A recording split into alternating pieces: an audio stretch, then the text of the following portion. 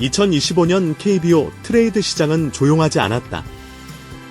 그러나 그 중에서도 가장 강렬한 파문을 일으킨 사건은 단연 NC 다이노스의 박건우와 한화 이글스의 신예 투수 정우주 간의 1 트레이드였다. 경험과 즉시 전력감을 원하는 NC, 우승을 향한 퍼즐을 맞추려는 한화, 두 팀의 이해관계가 맞물린 이 거래는 단순한 선수 맞교환 그 이상이었다. 2025년 7월 KBO 리그의 후반기 시작을 알리는 시점, NC 다이노스는 간판 외야수 박건우를 정격 트레이드하며 야구계를 발칵 뒤집었다. 행선지는 바로 시즌 후반을 강력하게 치고 올라온 한화 이글스. 그 대가로 받은 선수는 2025 드래프트 2순위 출신의 정통파 유망주 투수 정우주였다. 이 트레이드는 발표와 동시에 팬들은 물론 구단 내부, 해설진, 전문가들 사이에서 엄청난 논쟁을 불러일으켰다. 왜 NC는 박건우를 내주었는가? 정우주는 그 대가로 충분한가? 하나는 우승을 향해 올인을 선택한 것인가? 라는 질문이 전국의 야구 커뮤니티와 언론 헤드라인을 채웠다. NC 다이노스는 최근 몇 년간 외야수 자원이 꾸준히 성장해왔다. 손아섭, 권희동, 도태훈, 천재환 등 이미 1군에서 자리를 잡은 선수들 외에도 2025년 들어 2군에서 눈에 띄게 성장한 외야 유망주들이 많았다. 특히 천재환은 박건우의 빈자리를 빠르게 메울 수 있는 즉시 전력감으로 평가받는다. 이러한 상황에서 박건우는 팀 내에서 중복 자원이 되는 모습이었고, 연봉과 나이를 고려하면 NC 입장에서 가치가 가장 높을 때 매각해야 한다는 내부 판단이 있었던 것으로 전해진다. 2025년 신인 드래프트 전체 2순위. 고교 시절부터 150km 중후반대 강속구와 날카로운 슬라이더, 안정적인 제구력으로 우한 에이스 계보를 이을 제목으로 꼽혔던 정우주. 비록 한화에서는 1군 등판 기회가 적었지만 NC는 정우주의 로우 리스크 하이 리턴 카드를 믿고 과감하게 배팅했다. 또한 NC는 2024년과 2025년 상반기 동안 주축 선발진의 고령화와 부상 문제를 겪었기에 투수 리빌딩을 위한 젊은 피 수혈이 필수적이었다. 하나는 2025 시즌 초반 역대급 부진이라는 오명을 싣고 중반부터 무서운 상승세를 탔다. 10연승 2차례라는 역사적 기록까지 세웠지만 팀 내 외야진은 계속해서 불안 요소로 남아있었다. 플로리엘의 부진, 교체 선수들의 일관성 부족, 그리고 수비에서의 허점은 큰 고민거리였다. 이에 따라 하나는 경험이 풍부하고 우승 DNA가 있는 외야수를 필요로 했다. 박건우는 그런 조건에 완벽하게 부합하는 선수였다. 박건우는 두산에서 수차례 한국 시리즈를 경험했고 NC로 이적한 이후에도 중심 타선의 한 축을 맡아왔다. 무엇보다 중요한 것은 큰 경기에서의 집중력과 클러치 능력. 하나가 우승에 도전하기 위해 필요한 경험의 무게감이 바로 박건우였다. 정우주라는 유망주를 내주는 대가가 컸지만 우승을 향한 현실적인 목표를 위해 하나는 지금을 선택했다. 트레이드 직후 이호준 감독은 박건우는 훌륭한 선수지만 NC의 현재 로스터와 정우주의 잠재력을 종합적으로 고려한 선택이라며 정우주는 우리가 10년간 믿고 맡길 수 있는 재능기라고 밝혔다. 그는 트레이드 전에 수차례 2군 경기와 훈련 캠프에서 정우주를 관찰한 것으로 알려졌으며 이번 트레이드를 단순한 자원 교환이 아닌 철저한 전략적 선택이라 평가했다. 반면 한화의 김경문 감독은 트레이드 직후 박건우에 대해 우리가 가을 야구 그리고 우승을 향해 가기 위해 반드시 필요한 퍼즐이라고 단언했다. 노시환의 기복, 플로리엘의 부진을 감안하면 중심 타선의 안정감이 절실했다며 박건우는 베테랑으로서 타선의 중심뿐 아니라 젊은 선수들의 정신적 지주 역할도 해줄 수 있다. 고 덧붙였다. 박건우는 트레이드 발표 후 한화 이글스 유니폼을 입고 가진 첫 인터뷰에서 특유의 침착한 말투로 감정을 드러냈다. NC에서 많은 것을 배웠고 감사했습니다. 갑작스러운 트레이드였지만 한화 팬들 앞에서 더 열심히 뛰어야 한다는 책임감을 느낍니다. 그는 팀에 합류한 지 며칠 만에 타선 중심에 배치됐고 첫 경기에서 2타점 적시타로 존재감을 과시하며 기대 이상의 활약을 시작했다. 또한 인터뷰 중에는 NC 팬들에게 팬들의 응원이 늘 큰 힘이었습니다. 앞으로도 야구장에서 다시 뵙게 되면 인사드리겠습니다. 라고 덧붙여 품위 있는 이별을 보여줬다.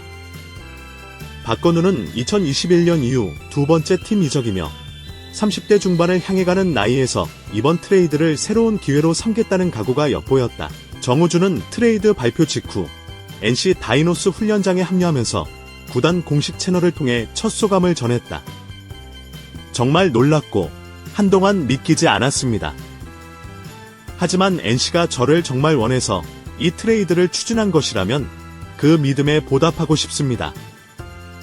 정우주는 당분간 퓨처스리그에서 체계적인 육성에 돌입하지만 팀 관계자들은 몸 상태와 구위만 따라준다면 빠르면 9월에도 1군 데뷔전을 치를 수 있다고 평가했다. 그는 훈련 중 기자들과 만나 다이노스라는 유니폼을 입고 마운드에 오르는 그날까지 흔들리지 않고 준비하겠다고 각오를 다졌다.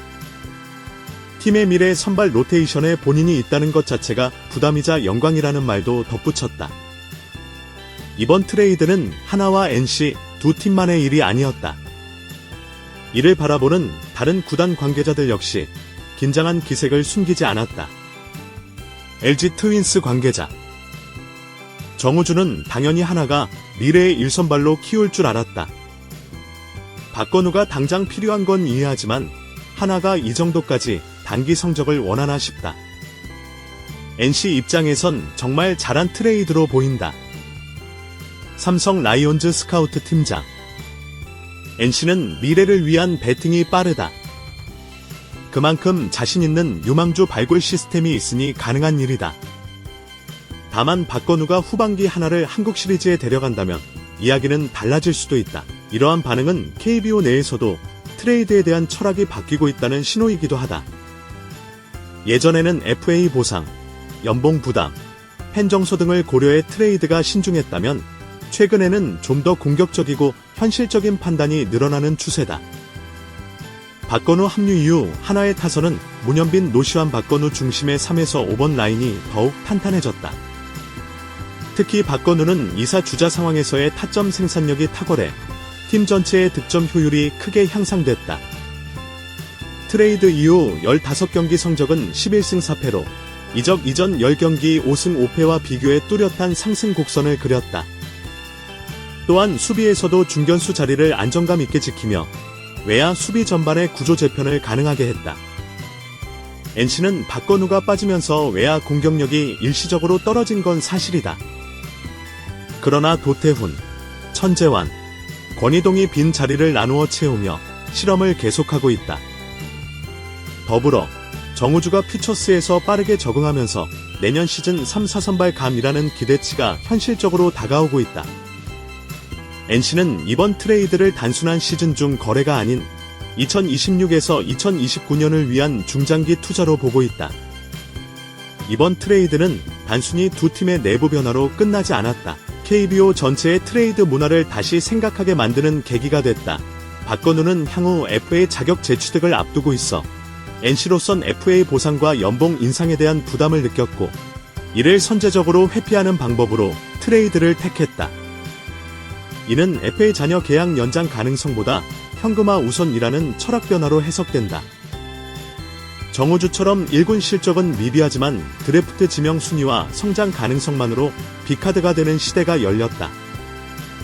이는 구단이 신인 유망주를 단순히 키우는 대상이 아닌 거래 가능한 자산으로 바라보는 시각이 확장됐음을 의미한다. 하나는 이번 트레이드를 통해 우승을 향해 모든 자원을 동원할 수 있다는 메시지를 던졌고 이는 LG, SSG, KT와 같은 경쟁 구단에도 압박으로 작용했다. 실제로 트레이드 직후 KT 위즈는 외국인 교체 및 내야 보강을 시도하며 하나 따라잡기 전략을 세웠다. 트레이드는 항상 성과를 보장할 수 없다. 성공의 확률이 높더라도 실패의 리스크는 존재한다. 그렇다면 이 트레이드가 실패로 귀결될 경우 두 팀에 미치는 타격은 어떠할까? 박건우가 시즌 후반 부진하거나 부상으로 이탈할 경우 정우주라는 유망주를 잃은 대가는 뼈아프게 남을 수 있다. 특히 하나는 올 시즌을 우승 도전의 해로 설정했기 때문에 실패 시 팬들의 실망감은 배가 될 것이다.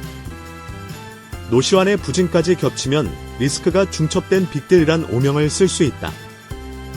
정우주가 예상보다 성장하지 못하고 부상 등으로 실패할 경우 즉시 전력감 박건우를 헐갑에 넘긴 결과가 된다. 외야 전력 누수가 장기화될 경우 포스트 시즌 진출에도 타격을 입을 수 있다. 하지만 두 구단 모두 이 트레이드를 단기전이 아닌 장기전으로 해석하고 있으며 이에 따라 리스크 감내 의지가 분명히 있는 것으로 보인다. 박건우와 정우주. 한 명은 검증된 베테랑이고 다른 한 명은 가능성으로 무장한 신예다. 그리고 이 둘의 이름이 맞바뀐 트레이드는 단지 2025년 리그의 한 사건으로만 끝나지 않을 것이다. 이 트레이드는 우리에게 물음을 던진다. 지금과 미래 중 무엇이 더 중요한가? 구단 운영 철학은 어떻게 트레이드에 반영되어야 하는가? 팬들의 정서와 우승에 대한 집착은 어떤 균형을 가져야 하는가? 앞으로의 시간은 이 트레이드의 성패를 평가할 것이고 2025년 7월의 선택이 향후 KBO 리그 트레이드 문화에 어떤 기준점을 남길 것인지는 두고 볼 일이다. 다만 분명한 것은 이 트레이드가 리그의 흐름을 바꾸었고 KBO는 이제 과거보다 훨씬 더 현실적인 프로리그가 되어가고 있다는 사실이다.